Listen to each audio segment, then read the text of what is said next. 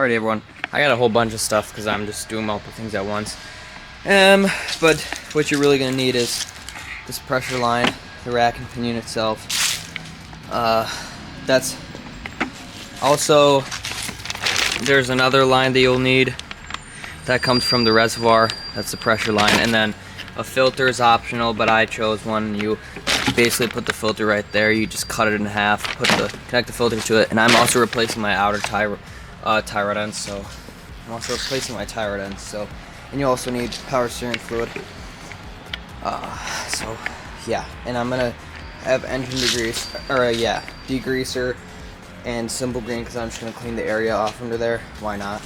And then I have rubber undercoat, some paints, and toolbox, that drain pan, gloves, and yep, you're gonna need to jack the car up. So everything to jack your car up, just get it off the ground and make sure it's safe. Okay, so once you got your wheels all jacked up and ready, once you got your car all jacked up, take the wheels off. Alright, make sure to keep that wheel straight and make sure this is nice and tight so it doesn't come loose. Okay, well now I'm gonna WD-40 absolutely everything in here that has to do with the steering, but this is the outer tie rod right here that connects to the inner, and there is usually a castle nut with a wire going through it. You have to pull the wire out and then take this out. Honestly, I might just take this off first because it might be easier to pull everything out. So I might take the tie rod off, unscrew this, take this outer tie rod off, and then go from there and take the steering rack and pinion out from there. Alright, so I decided I'm not actually going to take those outer tie rods off because, like, well, they don't want to budge. So whatever, I'll just pound this out. So you kind of just hit the side of it and you gotta like just bash on it. What I found was best was I just absolutely pounded the heck out of the body of it, like the actual bar of it, and it just popped out. But I suggest you just go up to AutoZone and get the tool and rent it for free, because that's what you can do, and it was nice when I did this before. Okay, finally, once you get both of the sides out, you're going to want to take all your intake stuff out so that you can reach basically everything you need. So here's one line, you don't have to replace that. Mine's already new, so it goes to that. That's a pressure line that you're going to replace. Goes all the way down to the power steering unit. This is another line you're going to replace right here, and the filter goes right there. That connects to the pressure line right there. So yeah, take all of your intake stuff off, and it'll clear up some space, and then we'll go from there. Alrighty, once the intake's off, take this off right there. It's just a 10mm, and then it pops right off on the other side. Game plan here. I have not came up with one. Let's see. Well, I want to drain all the fluid as possible, all the fluid as possible. So I'm gonna get a funnel, absolutely take this off, funnel it down to like a pan right there or something like that, or yeah, I'll do that. I'll put a funnel under here after I take it off, put the pan under there, and that should drain that side of things. Alright, here's my plan.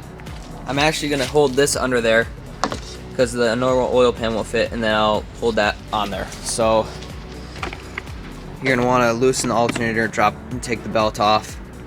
Now I'm gonna take that off, get it all drained. Alright, this is the setup right now. I'm spinning that forward actually, and I'm pushing all of the old power steering fluid through the system. But I have this line right there taken off right there, and I plug my finger in it so that it creates a lot of suction, and it's just sucking all the power steering fluid through the whole system, all the lines, and it's sucking it out and putting it into this bottle. yeah, I don't want to be dealing with a oil-full power steering unit. So, I mean, not power steering unit, rack and pinion. All right, and I have an idea to fully flush the system of all the old fluid. I'm going to, like, I don't want the pump having any old fluid in it, and then it gets into power steering fluid.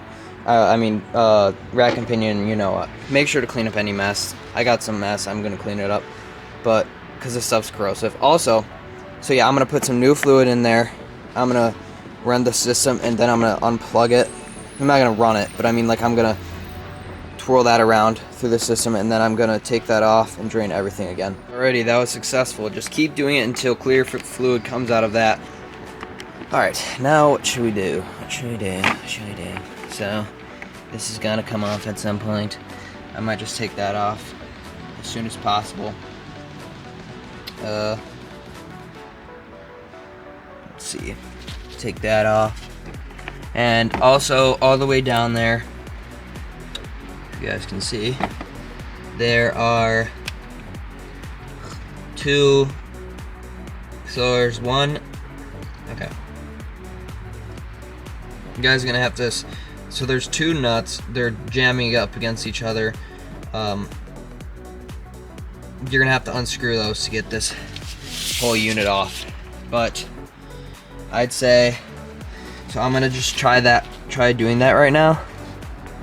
And I'm going to take that off right there, and I'm going to take this off first. Alright, I got that line off.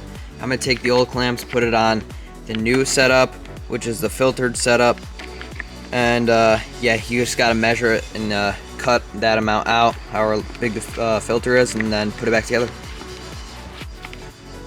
Alright, we're going under there now, so I'm going to bring these two tools, I'm gonna slide under there if I can. I'm gonna grab the P blaster, and you know, so I'm gonna take those off right now to start, and then yeah. All right, on the cross member, there's gonna be 4 14mm bolts. 2 of these you're gonna have to hold a wrench over, and yep, that's okay. Here we go. Here's the plan. I'm gonna hop back under the car again. You're gonna need a 12mm. Or actually, you know what? Don't use that. Just actually, you could use whatever you want, whatever you're able to use. So that'll show you exactly what needs to come off. So that needs to come off. Okay. So there's one right there, and then there's one right there, one right there, and one right there. That needs to come off. That's holding it up. And then there is that one right there, and then there's another one on the other side. And yes, so that's it. So that's all that's holding the power steering, not power, the rag and pinion up. But then there's another thing, and that's very important. Oh, that's very important. That's why you need to, this is why you need to keep the steering wheel straight. I'm not fully sure exactly what it does, but I heard that if it's wrong, you can mess the whole friggin' thing up. So you're gonna want to loosen that, apparently. I don't understand why you would. Doesn't make sense to me. But you're also going to want to loosen the other one. There's one connected to the power steering right there. You're going to basically want to take that whole thing off. But you're definitely going to want to loosen it. And I'm going to loosen it a little bit because that's what I'm supposed to do, apparently. But I don't understand why you would. Because you don't want that to move, really. But whatever. Okay, but just take it. Don't take it off from the top. Take it off from the rack and pinion when you drop the rack and pinion. So you're gonna want to loosen this first, and then you're gonna want to undo the bolts. Okay, I cannot tell you guys enough. Oh my. Okay, I cannot tell you guys. What the? Okay, so you guys are gonna need to take a few things off. So you're gonna need to take these lines.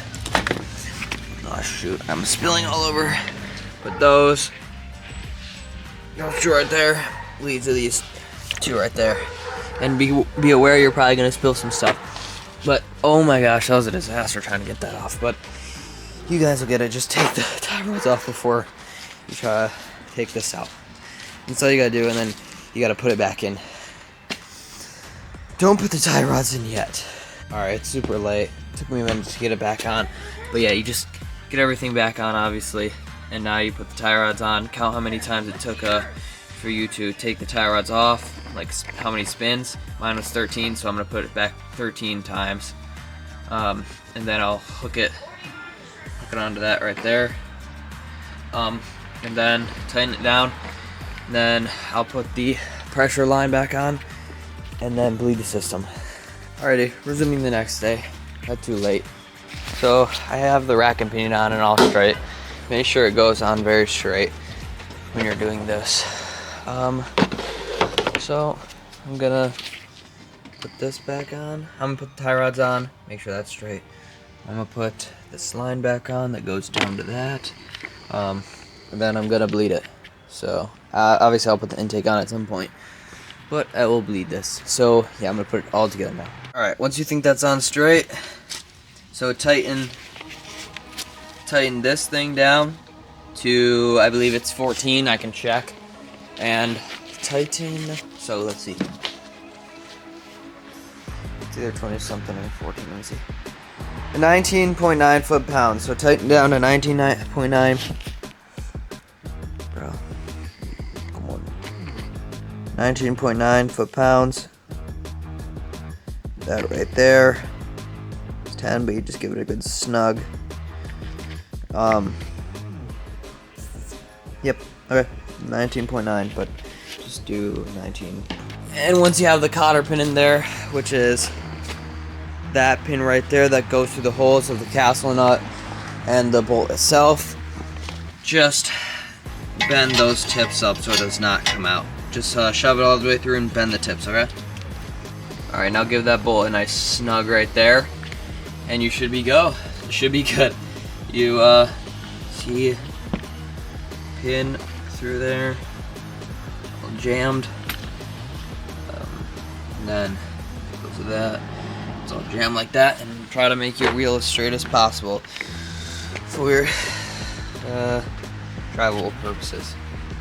Alright, now you're gonna connect this to that hole, and you're gonna have it like that on there. Actually, let me think about that. Might be, well, yeah, it's got to be that way.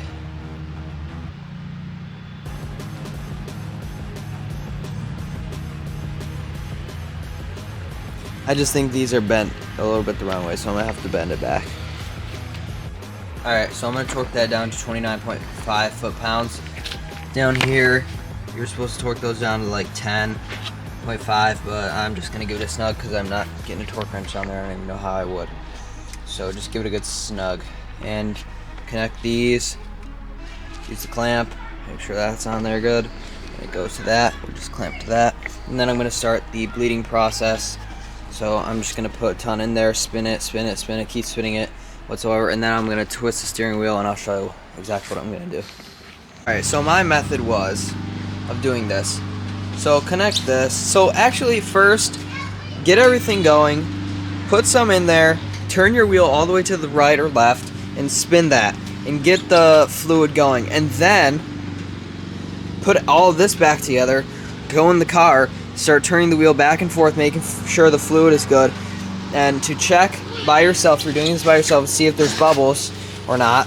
Put your phone up here with the camera app open to video, but don't record it. And if you just place it here this way, and you look over the hood or over there, and you just open the window and turn the wheel slowly back and forth like multiple times, like I did it like maybe 10 times, you can just watch all the bubbles happen, and then you can make sure the levels are good.